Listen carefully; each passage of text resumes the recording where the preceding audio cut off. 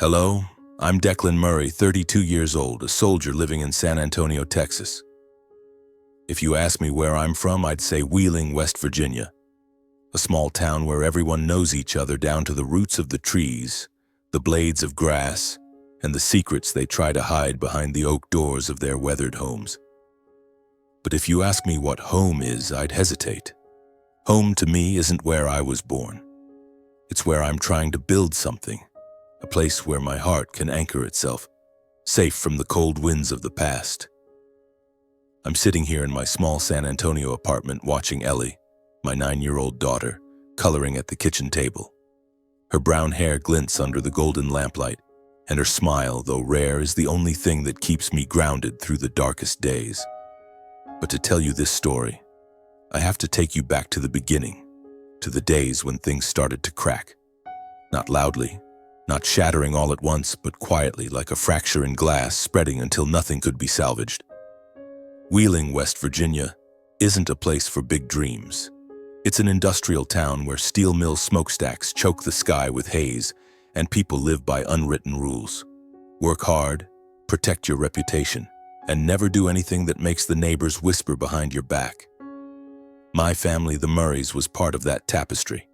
An Irish Catholic middle-class family with traditional values carved as deeply as the grain in wood. I grew up in a 2-story gray house with a neatly trimmed front yard and a cross hanging above the door. From the outside, everything looked perfect, but inside that house was cold. Not from the temperature, but from the invisible gaps between us. Dad, Mom, my younger sister Colleen, and me. I always felt like a puzzle piece that didn't fit into the family picture. An extra edge no one bothered to find a place for. My father, Daniel Murray, was a tall, broad-shouldered man with eyes as sharp as steel. He worked as a technical supervisor at the local steel mill, a job that demanded absolute precision. Perhaps that's why he brought that same rigidity home. To Dad, everything had to be orderly, rule-bound. He never hugged me, never said I love you or even I'm proud of you. Instead, he taught me about discipline, honor, and upholding the Murray name. Dad never supported my decision to join the military. To him, it was a job for people not smart enough to be engineers or doctors. He wanted me to go to college, become a man in a suit, sit in an office, and bring home prestigious degrees to hang on the wall. But that wasn't what I wanted. I wanted to get out, to feel the world beyond Wheeling's narrow streets, to find a purpose greater than my father's expectations. My mother, Eleanor, was an elegant woman with blonde hair always pinned up and pale blue eyes like a frozen lake. She was a devoted housewife involved in every church activity, from charity drives to organizing the fall festival. But don't let her gentle appearance fool you. She could smile at the neighbors, but with me she was strict, her words cold and cutting. "Declan, you need to know your place," she'd say, her voice even but sharp as a blade. "Don't make me ashamed in front of others." For Mom, appearances were everything. She never asked how I felt, never sat down to hear about my dreams. Instead, she taught me to stand up straight, to bow my head at the right moment in church, and to stay silent when necessary. Mom always sided with Dad, even when I knew she didn't fully agree with him. Once, when I was 15, I argued with Dad about wanting to join the school football team. He called it a pointless game, unworthy of a Murray. I looked to Mom, hoping she'd defend me, but she just stared down, her hands clasped tightly, and said, "Listen to your father, Declan. Don't make things more complicated." I learned that in this family, love wasn't about understanding. It was about obedience. Colleen, my sister, 3 years younger than me, was the light in our parents' eyes. With her golden blonde hair and radiant smile, she was everything they wanted in a child. Obedient, beautiful, and skilled at pleasing others. Colleen always knew what to say to make our parents smile, how to make the whole town adore her. At school, she was the prom queen, the cheerleading captain, the girl everyone wanted to befriend. But to me, Colleen wasn't a close sister. When we were kids, she used to follow me everywhere, begging me to play or tell her stories. But as we grew older, she changed. She started looking at me differently, with a mix of pity and disdain. Especially after I decided to join the military, she didn't hold back. You really want to be a lowly soldier, Declan? Aren't you embarrassed? Colleen was spoiled by our parents, called the pride of the Murrays. Whenever she got good grades or won an award, they'd throw a small party inviting the neighbors to celebrate. And me? I was just a faint shadow behind her, a brother who was never good enough in their eyes. When Colleen married a wealthy lawyer and had a son, her place in the family was cemented. They called her son the Murray heir, as if I and my future held no value at all. I wasn't a rebellious kid, but I always felt like I didn't belong. I was quiet, preferring to sit alone reading or wandering the fields near our house where I could hear the wind instead of my parents arguing about unmet expectations. I didn't easily bend to senseless rules, and that made me the odd one out in the family. My decision to join the military hit like a bolt of lightning. One day I saw a recruitment poster at school showing a soldier standing tall, eyes resolute. That was who I wanted to be. Not an engineer in an office, not a doctor in a white coat, but a man who could stand up for what he believed in. But when I told my parents, they looked at me as if I'd just declared I was abandoning everything the Murrays stood for. "The military?" Dad roared, his voice echoing through the living room. "Who do you think you are, Declan? Some dead-end soldier? You want the whole town laughing at us?" Mom said nothing, just looked at me with disappointment as if I'd stabbed her in the heart. Colleen, then only 14, sat on the couch giggling. "You sure know how to drive everyone crazy, Declan." I didn't argue back. I stood there feeling the anger in my chest, but also a strange sense of relief. For the first time, I knew I was doing the right thing, not for them, but for me. It was the seed of rebellion, quietly sprouting, preparing for the bigger cracks to come. The day I left Wheeling for military training, the sky was gray, heavy, as if it wanted to weigh down my shoulders. I carried an old backpack, a few sets of clothes, and an acceptance letter from the army tucked carefully in my jacket pocket. Dad didn't see me off. He sat in the living room reading the newspaper as if my departure wasn't worth looking up for.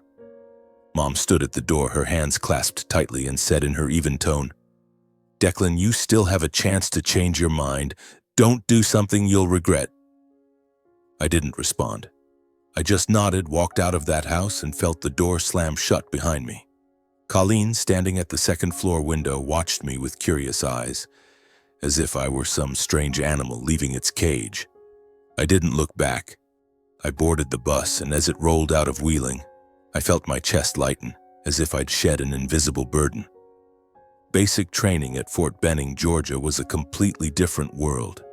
There, no one cared that I was a Murray or where I came from. They only cared how far I could run, how much weight I could lift, and whether I had the courage to endure the grueling days of training. I found a sense of belonging, not from affection but from respect. I worked hard, and for the first time in my life I felt judged for what I did, not for what I was expected to do. I met a woman named Maria in my second year in the Army, after I was transferred to Fort Bragg, North Carolina. It was a hot, humid summer evening at a small bar near the base. I wasn't the partying type, but a buddy from my unit dragged me along to unwind a bit. I sat in the corner sipping a cold beer, watching the noisy crowd. Then I saw her. Maria stood at the bar, chatting with the bartender, her long black hair cascading down her back, her brown eyes sparkling with a vitality I'd never seen in anyone before. She wore a simple green dress, but something about her made it impossible for me to look away. Maybe it was her laugh, not the polite smile my mother used, but a genuine, heartfelt laugh, as if she were savoring every moment of life. I hadn't planned to strike up a conversation. I wasn't good with words, and I always thought I wasn't interesting enough to catch the attention of someone like her. But then she glanced my way, our eyes met, and she smiled. Before I could think, she walked over, set her beer on the table, and said, "You're staring at me like I'm an alien. What's the deal?" I stumbled over my words, mumbling something about not being used to talking to strangers. She laughed loudly, her laugh ringing like wind chimes. Well, I'll start then. I'm Maria. And you are, soldier? That night we talked for hours. Maria told me about herself. She was a nurse at a small hospital raised in Raleigh and had just come out of a failed marriage. She didn't hide her divorce or try to seem perfect. I was drawn to her, not just for her beauty or intelligence, but for the way she lived, free, unafraid of judgment. Maria was everything my family would never accept, a strong, independent woman who wasn't afraid to be herself. Before Maria entered my life, my decision to join the army had already been the first shock to my family. After completing training, I called home to tell them I was officially a soldier. I hoped, even just a little, that they'd be proud, but the call quickly turned into a battle. "You're wasting your life, Declan," Dad said over the phone, his voice cold as ice. "Where do you think being a soldier will get you? A dead-end job with no future. Do you want this family to be ashamed?" I gripped the phone tightly, feeling the blood rush to my head. "This is my life, Dad," I replied, trying to keep my voice steady. "I'm not living to please all of Wheeling." Mom, as usual, didn't take my side. "You still have time to go back to college, Declan," she said. "Don't let impulsiveness ruin your future." I hung up, my heart pounding. That was the first time I realized my family didn't just disapprove. They saw my choice as a betrayal. I didn't call home often after that. The letters I sent grew shorter, and their responses, if they came at all, were just reminders to rethink or not disgrace the Murray name. When I started dating Maria, I knew my family wouldn't easily accept her, but I didn't expect their opposition to be so fierce. After 6 months together, I decided to bring Maria to Wheeling to meet my parents. I wanted them to see her, not just as a divorced woman, but as someone intelligent, strong, and who truly loved me. That trip was a mistake. From the moment we walked into the house, I could feel the tension. Mom looked Maria up and down, her eyes appraising her like a substandard item. Dad didn't even shake her hand, just gave a cold nod and sat in his armchair, firing off questions like, "Where do you work? What's your family like? Why did you get divorced?" Maria answered calmly, but I could see her hands clenching under the table. She talked about her nursing job, the patients she'd helped, her dream of opening a community health center. But my parents didn't care. To them, Maria was just a woman with a failed marriage, an unacceptable stain in the eyes of the Murrays. After dinner, when Maria went upstairs to wash her hands, Dad called me out to the backyard.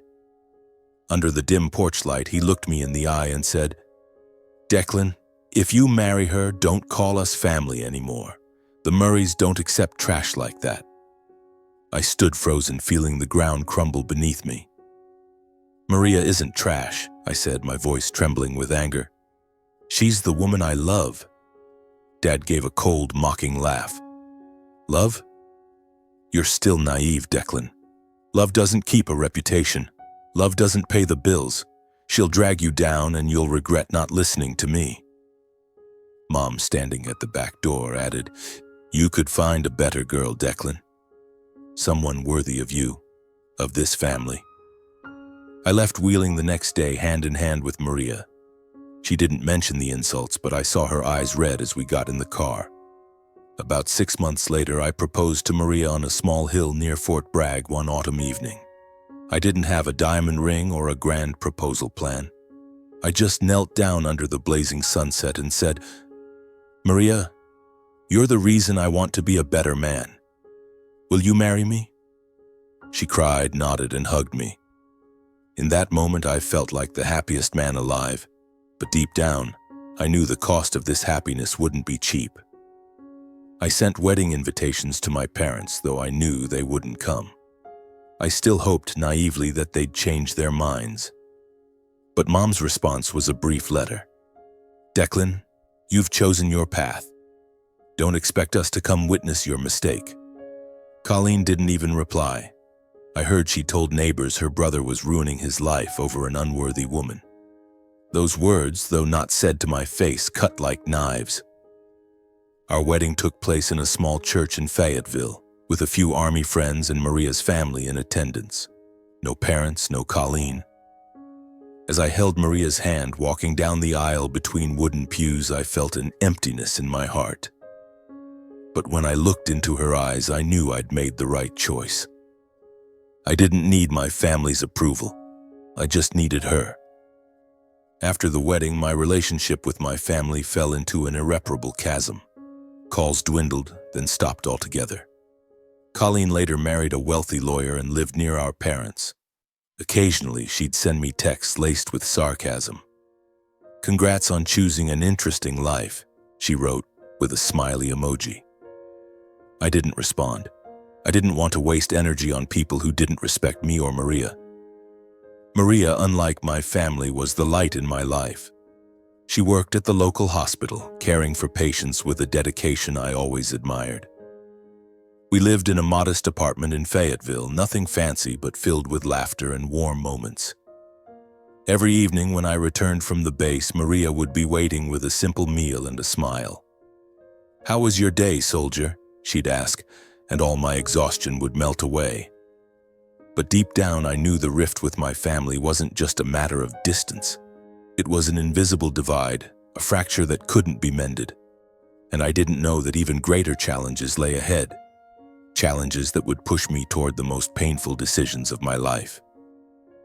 The early years of our marriage felt like a dream, though not a perfect one. And everything became brighter when our family welcomed a new member. Maria found out she was pregnant one spring morning just as I returned from a long training stint. She ran to the door, threw her arms around me and whispered, "Declan, you're going to be a dad."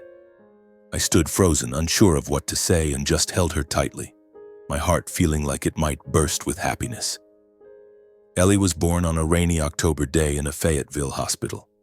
When I held her for the first time, gazing into her big round eyes and her sleek black hair just like her mother's, I felt an overwhelming sensation, as if the entire world had narrowed to just me and this tiny girl. "Ellie," I whispered, naming her after Maria's late grandmother. Maria smiled from the hospital bed, exhausted but radiant. "She's our everything, Declan." Ellie became the new light in my life. On the nights I stayed up late rocking her to sleep, listening to her steady breathing. I felt myself becoming a better man, not just a soldier, but a father. I wanted to give Ellie everything I never had growing up: unconditional love, understanding, and a home where she'd never feel like an outsider. When Ellie was born, I hoped my family would soften their stance. I sent them a birth announcement with a photo of Ellie, thinking a grandchild might melt their hearts. But their response was as cold as I'd expected. Mom sent a short letter. "Congratulations, Declan. Take good care of her." Not a single word about Maria or an offer to visit their granddaughter. Colleen texted, "Congrats on the kid. Hope she doesn't take after her mom." I gripped the phone, wanting to scream, but I did nothing. I didn't want Ellie to grow up in a family where love was measured by reputation. Maria, after reading Colleen's message, gave a sad smile. "They don't like me, Declan. I'm used to it. But I don't want Ellie to go through that." We decided not to take Ellie to Wheeling. I didn't want her growing up under the cold shadow of the Murray household, where everything had to be proper.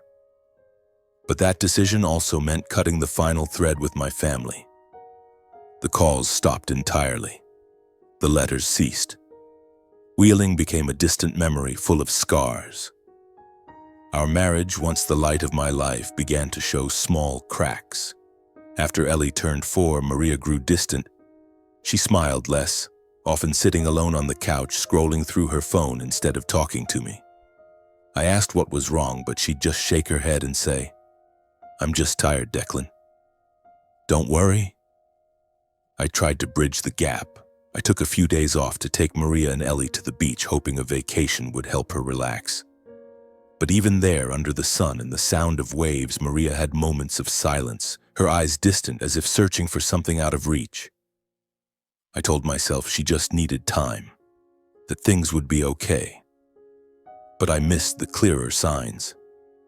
One evening after Ellie was asleep, I found Maria's phone left on the kitchen table. A message lit up the screen from an unsaved number. "Tomorrow night, 8 p.m. Usual place?" My heart pounded. I didn't want to believe it, but a heavy feeling rose in my chest. I didn't unlock her phone. I didn't want to be the kind of person who spied on his wife.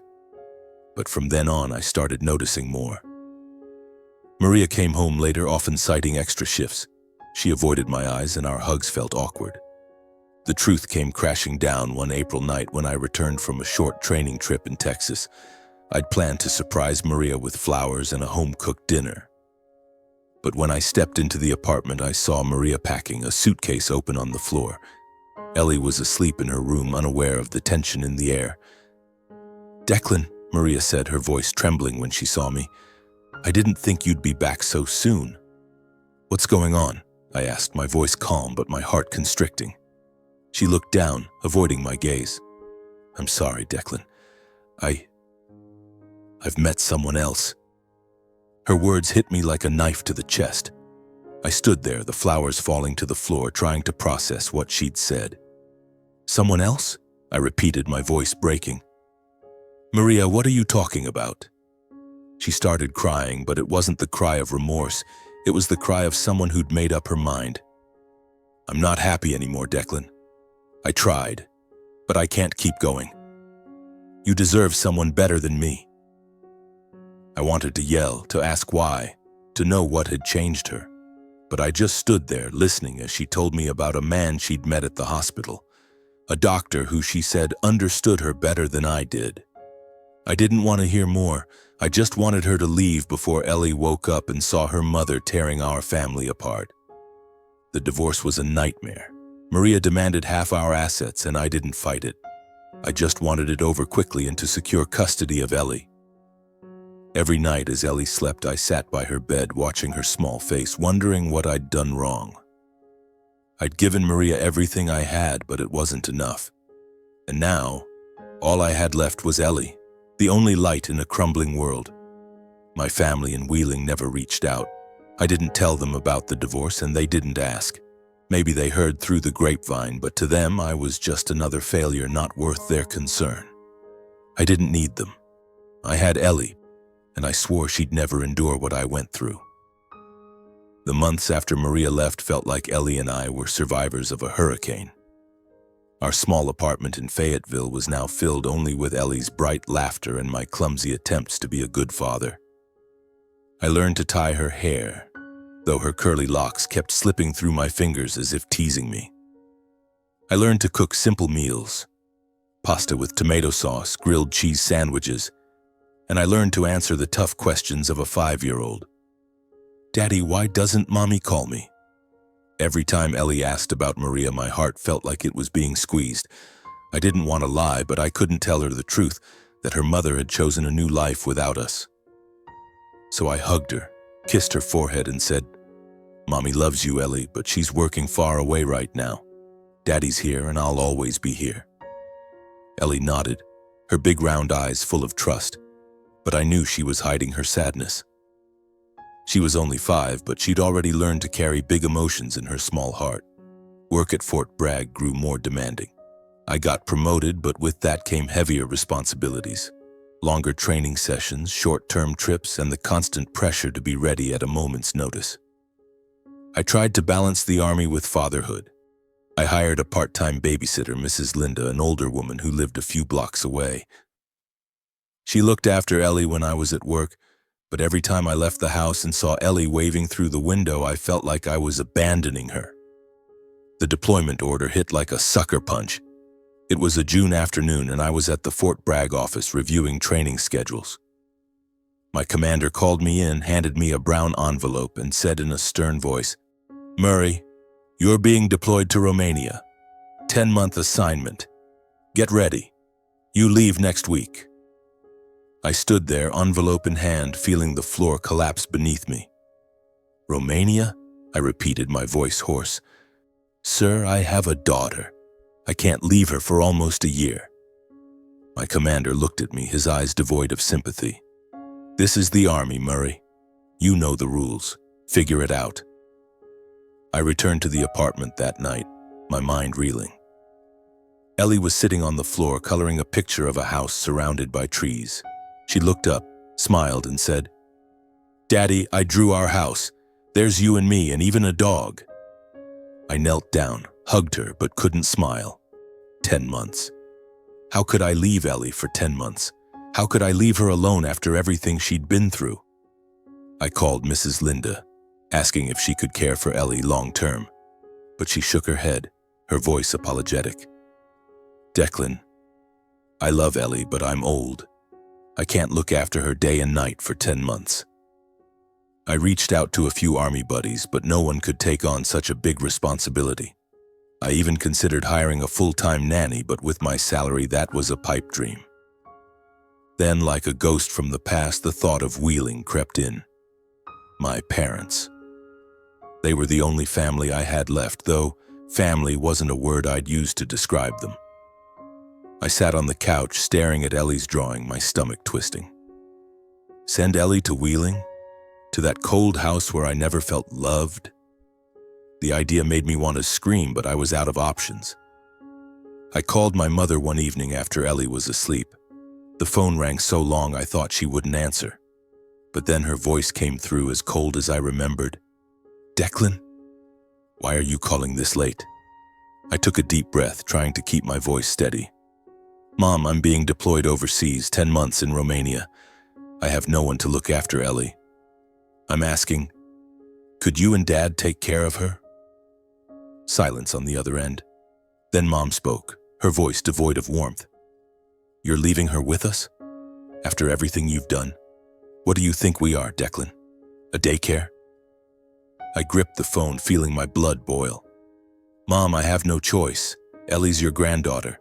I'm just asking for your help this one time. Another pause, then a sigh.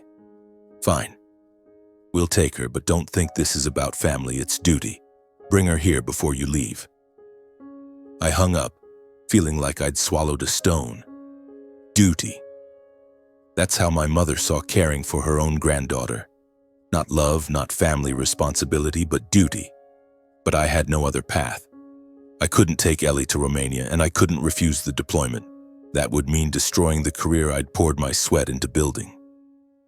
I spent the next week preparing Ellie. I sat her down, hugged her, and tried to explain in words a 5-year-old could understand. Daddy has to go work far away for a while, Ellie. You'll stay with Grandma and Grandpa for a bit, but I'll call you every day, okay? Ellie looked at me, her big eyes full of worry. Will Grandma and Grandpa like me, Daddy? Her question cut like a knife. I hugged her tightly, whispering, everyone will love you because you're the most wonderful girl in the world. But inside, I wasn't sure. I knew my parents, and I knew they weren't the type to hug or comfort a child. I only hoped Ellie was strong enough to get through it, and I swore I'd come back as soon as I could. The day I took Ellie to Wheeling, it was pouring rain. I drove over 6 hours from Fayetteville with Ellie in the back seat, clutching her favorite doll. She sang a nursery rhyme softly, but her voice faded as we neared Wheeling. I glanced at her in the rearview mirror, seeing sadness in her eyes. Daddy, can I bring my picture? She asked, pointing to the drawing of the house she'd colored. Of course, sweetheart, I said, forcing a smile. Bring anything you want. When we arrived at my parents' house, the gray house was exactly as I remembered, cold, tidy, devoid of warmth. Mom opened the door, eyeing Ellie with a scrutinizing gaze, then nodded at me. Bring her in, Declan. We've prepared a small room. Dad was in the living room, not bothering to stand. He just looked at me, his eyes sharp as knives. 10 months, huh? You're leaving her with us, and what happens if something goes wrong? I'll be back as soon as I can, I said, trying to stay calm. Thank you for helping. Ellie clung to my hand, unwilling to let go. I knelt down, hugged her, and whispered, I love you, Ellie. I'll call every day and I'll come get you soon, okay? She nodded, but tears rolled down her cheeks. My heart broke into pieces. As I left, seeing Ellie standing at the door, small and alone next to my mother, I had to turn away so she wouldn't see my eyes welling up. I got in the car, drove off in the rain, and told myself, just 10 months, I can do this. In Romania, my life was a blur of long days and sleepless nights. My assignment was to support training and coordination with the local military, but my mind was always thousands of miles away, in Wheeling with Ellie. I video called her every night, no matter how exhausted I was. The phone screen was my only connection to my daughter. For the first few weeks, Ellie still smiled, telling me about the pictures she drew or the butterflies she saw in the yard. But gradually her voice grew quieter, her eyes less bright. "Daddy, Grandma, and Grandpa don't play with me," she said once, her voice trembling. "They tell me to sit still and not make noise." I gripped the phone, forcing a cheerful tone. "It's just for a little while, Ellie.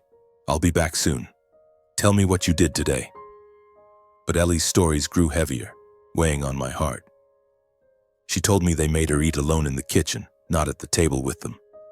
"Grandpa says I eat too slowly," she whispered, as if afraid someone might hear. Another time, she said, Colleen, now with a son named Tommy, came over and scolded her for spilling water on the table. She said, "I'm clumsy, Daddy." I wanted to fly back immediately to scoop Ellie out of that house, but I was stuck in Romania, bound by duty and military discipline. All I could do was comfort her through the screen, counting the days until I could return. Each call was a new stab, but I couldn't stop calling. It was the only way to know Ellie was okay. One night, Ellie called me, her voice choked with tears. "Daddy, I want to come home. I don't like it here." I asked what happened, and she told me, her voice shaking. "Tommy pushed me down, and Aunt Colleen yelled at me. Grandma said I need to be better, but I don't know how." My blood boiled. Colleen, my sister who never saw me as a brother, was now taking out her bitterness on my daughter. And my parents, who should have protected Ellie, sided with Colleen. I wanted to scream, to break something, but all I could say was, "You're the best girl, Ellie. Don't listen to them. Daddy loves you, and I'll be back soon." After that call, I wrote a handwritten letter to my mother, trying to keep my tone civil. "Mom, please take care of Ellie kindly. She hasn't done anything wrong. She just needs love." I got no response. Instead, Mom called back, her voice icy. "Declan, we're doing our best. But she's not like Tommy. She needs to learn how to behave." I hung up, feeling like the world was against me. I swore to myself that when I returned, I'd get Ellie out of Wheeling, no matter the cost. The 10 months in Romania felt like a lifetime. Each day was a battle between duty and my longing for Ellie. I counted the days on a calendar, marking each passing week. I sent handwritten letters to Ellie, filled with silly stories about a flying dog or a superhero soldier, hoping they'd make her smile. Ellie responded with drawings, houses, trees, and pictures of us holding hands. But I noticed with each letter her words carried less of the innocence I cherished. "Daddy, I miss you," she wrote, her scribbled handwriting piercing my heart. Finally, after 10 grueling months, I was allowed to return home. The sky in Fayetteville was clear that day, but my heart was heavy with dark clouds. I'd completed my mission in Romania, earning praise from my superiors for my professionalism, but their words meant nothing. All I wanted was to hold Ellie, take her away from Wheeling, and start our life as father and daughter anew. I drove from Fayetteville to Wheeling, a 6-hour journey, my heart pounding with a mix of excitement and dread. I imagined Ellie running into my arms, her smile lighting up her small face. I'd bought a large brown teddy bear with sparkling eyes, hoping it would make her laugh.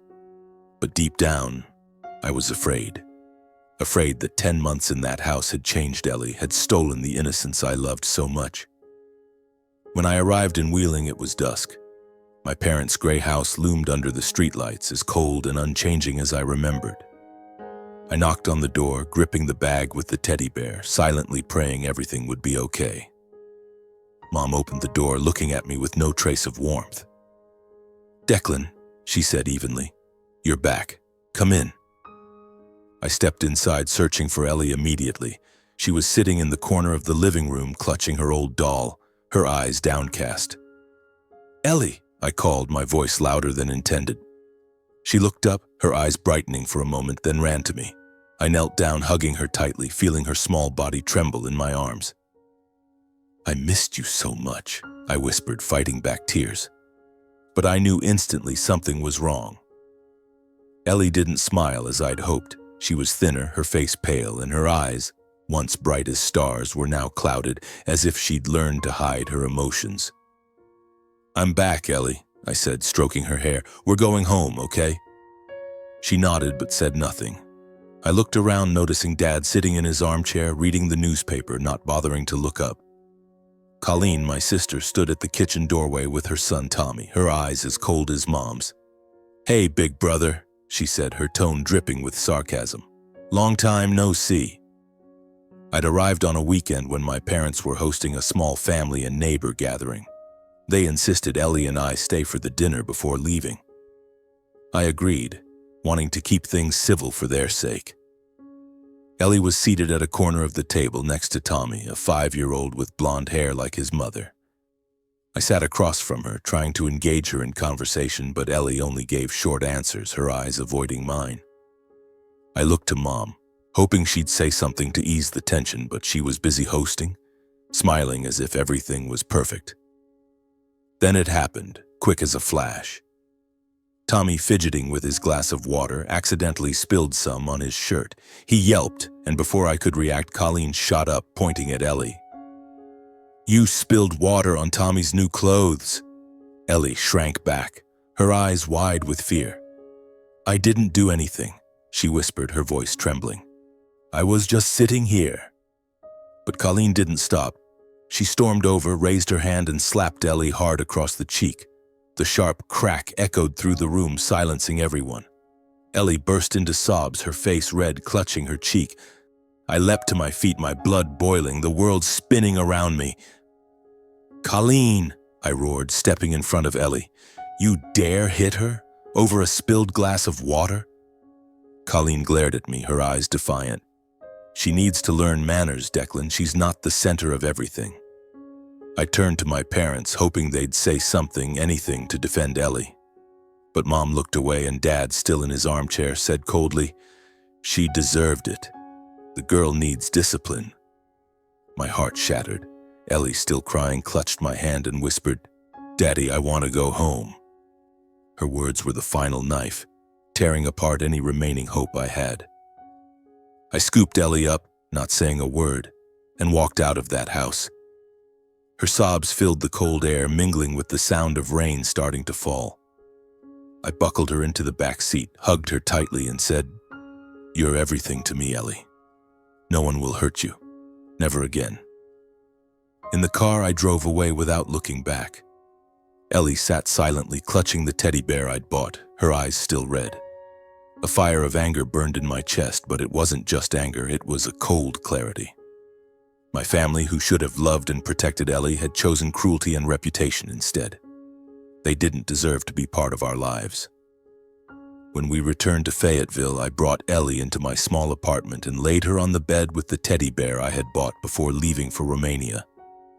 "Good night, sweetheart," I whispered, stroking her hair. Ellie nodded, her eyelids heavy, but before she drifted off, she grabbed my hand and asked, "Daddy, we won't go back there, right?" "Never," I said firmly. "From now on, it's just you and me." Once Ellie was asleep, I sat at the kitchen table and wrote a letter to my parents. I didn't let emotion guide me. I wanted my words to be sharp, clear, and unmistakable. "Mom, Dad, today I saw how you and Colleen treated Ellie. Your granddaughter, my daughter. I'd hoped that, even if you didn't love me, you'd love her. I was wrong. As of today, Ellie and I are no longer part of this family. Don't contact us. Don't look for us. We don't need you, just as you've never needed us." I mailed the letter, expecting no reply. It wasn't a goodbye, it was a declaration. I was done with Wheeling, with the Murrays, and with the wounds they'd left in me. A few weeks later, I received notice from my commander. I was being transferred to Fort Sam Houston in San Antonio, Texas. It was a chance for a fresh start, to leave behind the painful memories of Fayetteville and Wheeling. I didn't hesitate. I packed our belongings, keeping only the essentials, clothes, a few books, and Ellie's drawings. Everything else, from the old sofa to the photos of Maria and me, I left behind. I didn't want to carry any fragments of the past. San Antonio welcomed us with brilliant sunshine and tree-lined streets. I rented a small house in the suburbs with a backyard big enough for Ellie to run around. The house wasn't fancy. The beige paint on the walls was faded, the wooden floors creaked, but it was ours. I hung Ellie's drawings on the walls, placed a potted plant on the windowsill, and bought a small kitchen table where we could eat dinner together. It was a humble beginning, but to me it was an entire world. Ellie, though only 5, seemed to sense the change. She stopped asking about Wheeling or her grandparents, but I could tell she still carried invisible wounds.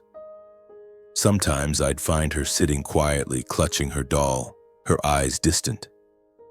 I knew the months in Wheeling had left their mark, and I blamed myself for letting her endure that. I realized Ellie needed more than my hugs and reassurances. A friend at the base, Sergeant Ramirez, suggested I take her to a child therapist. "She's been through a lot, Declan," he said.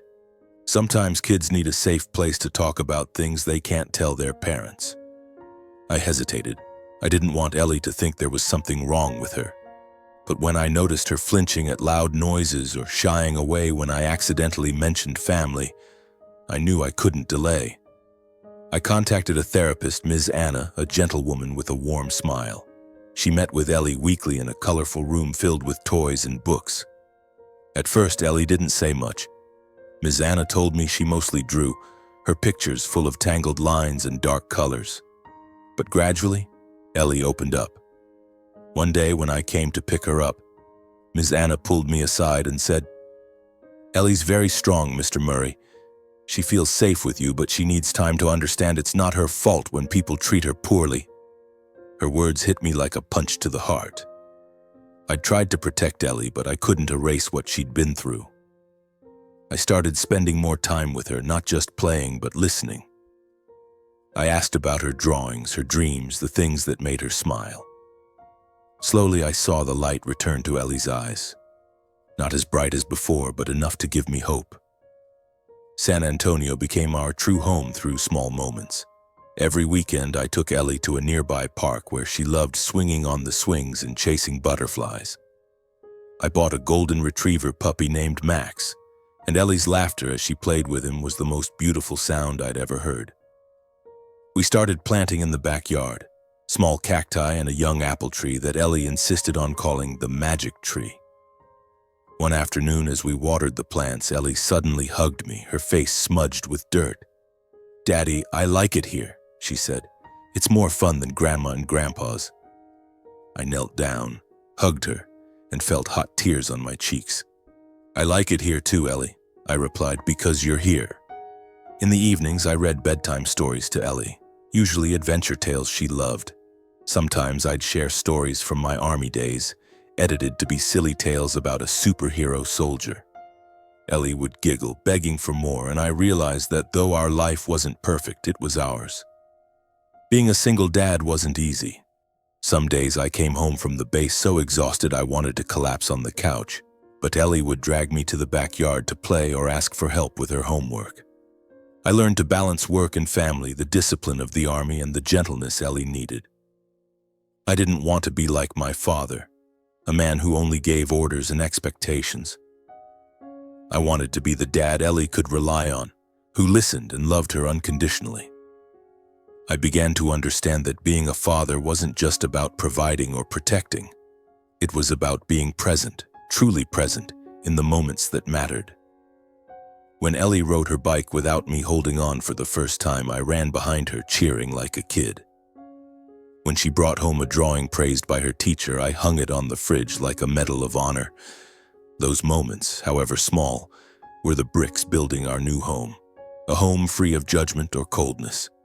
I cut off all contact with my family in Wheeling. No letters, no calls, no curiosity about their lives.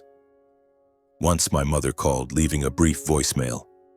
"Declan, you can't abandon your family like this. Think it over." I deleted it without replying. I'd spent my life trying to please them, but now I only wanted to do right by Ellie. I didn't look into Maria's life either. I heard she was living somewhere in California with the other man, but I didn't care. She chose to leave us, and I'd learned to live without her. All I needed was Ellie, and I'd do anything to give her a happy life. Though it was just the two of us, I didn't feel alone. In San Antonio, I found a community, friends from the Army, kind neighbors, and Ms. Anna, who helped Ellie Hawkins' medical center Ellie heal. Sergeant Ramirez and his wife, Carla, often invited us over for dinner, and Carla taught Ellie how to make cookies. Mrs. Linda, Ellie's old babysitter, sent letters checking in and knitted Ellie a wool hat. These people, though not blood family, became our family. One evening, as Ellie and I sat in the backyard looking at the starry sky, she suddenly said, "Daddy, we're going to be okay, right?" I smiled, pulling her into my lap. "We're going to be more than okay, Ellie. We've got each other."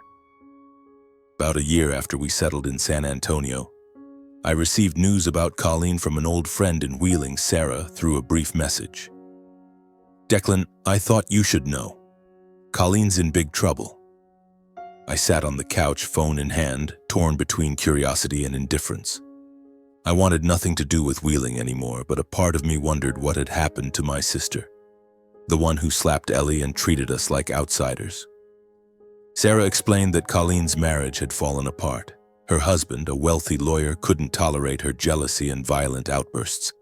He filed for divorce, cutting off all financial support, leaving Colleen and her son Tommy in dire straits. They were forced to move back in with our parents in Wheeling into the same gray house I'd left behind. But the story didn't end there. Colleen had caused a scandal by assaulting a neighbor's child after the boy bumped into Tommy during play. The neighbor's family was threatening to sue, demanding substantial compensation. I read Sarah's message, picturing Colleen, once the pride of the Murrays, now struggling in that stifling house, the subject of neighborhood gossip. A part of me felt a grim satisfaction, not because I wanted her to suffer, but because I knew she was reaping what she'd sown. That feeling quickly faded into emptiness. I didn't want to live with hatred, didn't want to become like them. A week after hearing the news, my mother called. I stared at her number on the screen, hesitant, but finally answered. Her voice came through, no longer cold, but filled with worry. "Declan, we need to talk. Colleen, she's in trouble. We need your help." I gripped the phone, feeling an old wave of resentment surge back. "Help? After everything that's happened? Are you joking?" Mom sighed, her voice trembling. "Declan, you're her brother. You can't turn your back on family. Colleen's being sued, and your father and I don't have the money to handle this." I almost laughed, but not from amusement. "Family? You call that family? Colleen slapped Ellie, and you and Dad said she deserved it. Now you want me to help her?" Silence on the other end. Then Mom's voice softened. "We were wrong, Declan. But think of Tommy. He's your nephew." I hung up without letting her say more. Tommy might be my nephew, but Ellie was my daughter, and none of them had ever treated her like family. I remembered Ellie's frightened eyes, her heartbreaking question about her grandparents. No, I owed them nothing. I sat at the kitchen table looking out at the backyard where Ellie was playing with Max, our golden retriever. She laughed loudly as Max chased a ball, and that sound was all I needed to remind myself I'd made the right choice. I didn't need Wheeling, my parents, or Colleen. I had Ellie, and I had a new life in San Antonio, one unbound by the past. I didn't answer any calls from my parents after that. I deleted their messages, blocked their numbers. I didn't want to know how they were living, didn't want to be dragged back into that cold world. Colleen had chosen her path, and my parents had chosen to stand by her. Now they had to face the consequences. I returned to my life, focusing on Ellie and my work at Fort Sam Houston. Ellie grew happier, making new friends at school, and her drawings were now bursting with vibrant colors. I knew she still carried scars from Wheeling, but I believed that with time and love she would heal. I didn't need revenge. My greatest act was living well for Ellie, for myself. Every day I strove to be the father I never had, and that was how I overcame the past. My life isn't a fairy tale. I've lost my family, my love, and nearly myself. But I've learned that family isn't about blood. It's about those who stand by you, who love you unconditionally. Ellie taught me that. She's my guiding light, reminding me that true love doesn't need reputation or perfection. It just needs sincerity. I've also learned that forgiveness isn't about forgetting. It's about choosing to live free from the past's chains. I don't forgive my parents or Colleen for what they did, but I choose not to let anger define me. Instead, I'm building a life where Ellie can grow up strong, confident, and knowing she's always loved. If you're reading this story, I want to tell you, cherish those who truly love you, and don't be afraid to cut ties with toxic relationships, no matter who they are. Life is too short to live for others' expectations. Choose your own path, and if you have someone to protect, like I have Ellie, do everything to make them feel safe and loved. That's the greatest victory.